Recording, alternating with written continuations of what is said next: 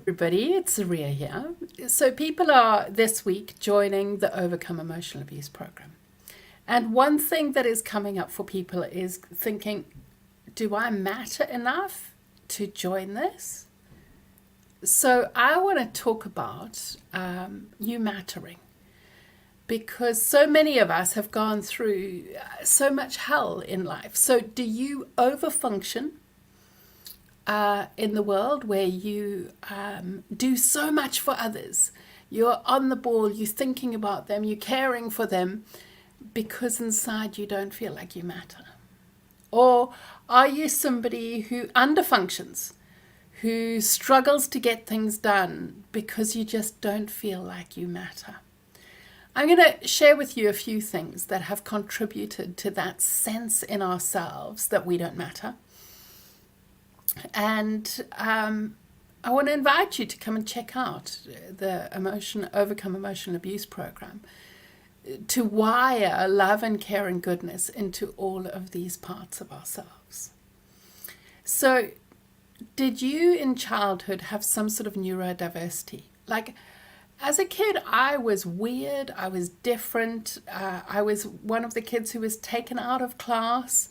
I was put into a special needs class where I was put in a little box, and the kids in the school called me the little box girl. I was really weird. But it's only now in the last year, having looked at female autism, that I realized that I'm probably autistic. And then when I posted about that, somebody said, I also think you're ADHD actually. And then I was like, oh my God, that's so me. And because of all of that, I haven't got my diagnosis because ADHD is quite hard to get things done when you've got that. Unless you're passionate about it. And somehow I'm passionate about this and I can keep doing, sharing about this because I want every single person to know that they matter because I grew up feeling like I didn't matter. It might be that you were scapegoated as a kid. The people who were scapegoated are people who tend to notice things that are going wrong in their family and speak it out and say, they're the messages, hey, I don't like this, or hey, I didn't like how you spoke or treated them, and then you get targeted. And the scapegoat in the family has everything blamed on them. And then the family feel like, oh, well, we are fine. It's them that have got the issue.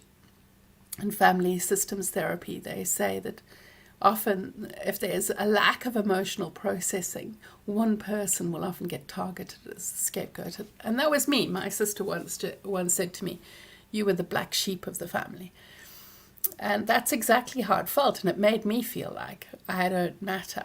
Any other scapegoats around here? Well, I can't see your hands, but hi. Maybe you had racism, and you grew up feeling like you didn't matter because it's harder to get jobs, it's harder to get loans, it's harder to get medical care if you are black or a person of color. It's especially in countries where there are higher populations of white people, it's harder as a black person to get like referrals if you have an illness. You just, even in labor, black people tend to get less pain medication because it's just weird, and it leads people to the reason that they say it is because doctors felt like they have less pain. Crazy. But that leads people feeling like they don't matter. It might be that you are LGBTQ intersex and feel like you don't matter because you don't fit into the heteronormative society, and so you feel like your life is not valid because of that. It's not the truth. Lindsay said, I've always been used as a scapegoat, and that's just hard, where you have everything blamed on you because people can't take responsibility for their feelings. And it leads you to thinking, maybe there's something wrong with me and I matter. You may have had emotional abuse.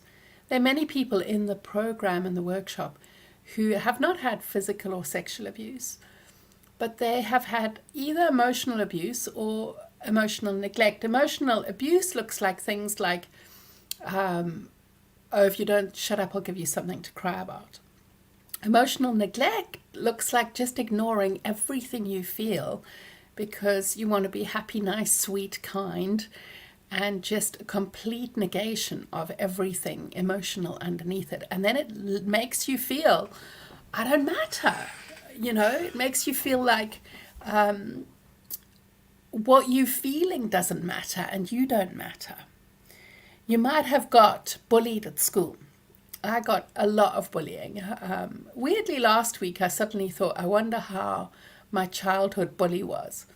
She kept finding me on Facebook and adding me, and then I'd block her, and she'd start a new Facebook page, and it just and then she would say things like, "Why do you even speak? Nobody wants to hear what you've got to say." Even as an adult, in the last decade, she just never stopped targeting me, and I would just block her, and she'd start a new account and start sending me messages. Bless her. I just said, you must have gone through so much. I knew her childhood because I had gone to her house often.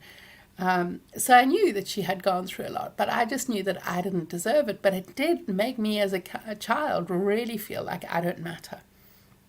And then if you've gone through physical or sexual abuse, you feel like you don't matter. Where you have gone through, physical abuse, you feel like you don't matter as a human being, to be valued, to be treated with kindness and care. And if you've had sexual abuse, you feel like you don't matter as a person because you just used for somebody else's satisfaction. And I want us to shift that. And that's what the Overcome Emotional Abuse program does. It looks at what happened and allows you to understand the impact, and then gives you the skills to be able to go from this place of not mattering in the world to knowing that you are valuable, what you feel matters, knowing how to treat yourself finally like you matter. So regardless of what the programming is in the past, the Overcome Emotional Abuse program teaches you the minuscule skills to empathy, to validation, to processing your feelings, so that you treat yourself like you matter. No matter how scapegoated you were, no matter what racism, sexism, genderization you had, we show you exactly the steps to take to loving you, so that you every day treat yourself like you matter and surround yourself with the people who treat you like you matter. Gives you the skills so that you can teach your kids how to treat you like you matter, because you're treating them like they matter, so it comes naturally to them to have a mutual reciprocal relationship when they become adults. We need to shift this sense that we don't matter, because if we don't change the sense that we matter, we will keep creating situations around us where we live that out again and again. And the way to recover that is to face that part of us that lets us know that we don't matter, and really work on it and recover from it, so we wake up to the truth of who we are, that we matter, that we're worthy and deserving of love and goodness and care. And the Overcome Emotional Abuse program is an inclusive space. It's anti-racist, it's anti-sexist, it's welcoming of LGBTQ, intersex folk. It's a space where, but on that side, it is so far for women. There have been a couple of men who do it, but mostly it's a women's space, because a lot of women bring up sexual abuse that they've gone through, so it feels safer for them that way. I have thought of, creating a male program or for people who identify as male, but there hasn't been as much interest in it, so we've kept it for women.